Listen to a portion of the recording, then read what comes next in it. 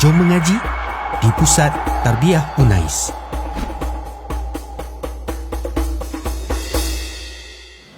Kita nak tahu benda tu betul-betul tak barang Nabi. Contoh macam saya dah bawa jemaah pergi Turki kan. Di Istanbul kan, Muzium Tok Kafir kan antara barang yang paling original.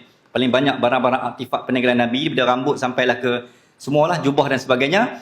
Dia ada 3 benda yang kita nak sahkan. Benda tu betul tak barang Nabi yang diwarisi. Yang pertama, sanad. Sanad ni yang pemegang. Dia mesti tak terputus. Yang tu ada kajian lah.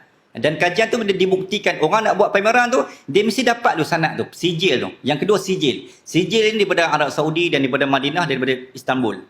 Yang ketiga ujian DNA. Dalam barang yang saya tengok tu, ada satu jubah Nabi. Ini cerita ni yang saya rasa dengar tu, ya Allah sallallahu alaihi Muhammad.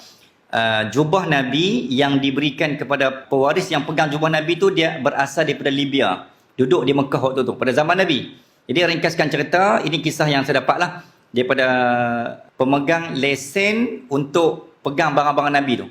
Dan dia orang Terengganu, dia berkhidmat di galeri Diraja Sultan Brunei. Dalam dunia ni ada beberapa raja yang pegang lesen barang-barang Nabi. Contohnya Sultan Brunei antaranya. Barang-barang Nabi, kiswah yang ada dalam Kaabah tu banyak ada di Brunei. Jadi dia kerja dekat kerajaan Brunei lah. Jadi saya ambil info tu daripada dia. Saya jumpa sendiri. Profesor tu orang kita, orang Terengganu. Ringkaskan cerita, dia yang pegang lesen tu, bawa kat sini. Maklumat yang saya dapat, ada satu jubah Nabi. Jubah Nabi ni tinggalkan kepada salah seorang pewaris lah. Bukan adik-beradik, pewaris yang hidup zaman Nabi. Jadi dia pegang dan dia tak berani buka. Saya ringkaskan cerita, bersambunglah generasi, bersambung dia pas sampai kat zaman kita. Bila orang yang zaman kita pegang, sallallahu alaihi wasallam, jubah tu dibuka kembali, ada kayu siwak, sugi dalam poket Nabi. Poket jubah tu. Jadi disebabkan dia takut benda ni orang ragui keraguan kesahihannya, dibawa ke makmal di UK untuk disahkan DNA. Adakah benda tu betul ke tak betul daripada Nabi? Okey. Sebab logik akal betul lah, kita boleh ragui 1400 tahun dah. Kan benda tu boleh lupus, benda tu boleh hilang, boleh reput, boleh 1000 tahun. Tapi ingat, benda pasal Nabi ni Allah jaga. Kita fikir, kita yakin yang tu. Logik akal barang kita setahun 2 tahun pun dah reput. Ataupun 10 tahun kan, barang kita lah, orang biasa. Tapi barang Nabi Allah jaga. Jadi kita jangan samakan barang Nabi dengan logik akal 1000 tahun, takkan kot. Itu ayat logik. Okay, tapi ini Nabi, Allah ihtiram, Allah memuliakan. Jadi balik cerita tadi, masuk dalam makmal UK, mereka kaji, sebenarnya bila kita pakai, ni kan melekat di badan kan. Okay. But DNA kita akan ada. Macam kita yang meninggal kebakaran, aksiden yang hancur-hancur tu, macam mana nak kenal tuan dia? DNA lah.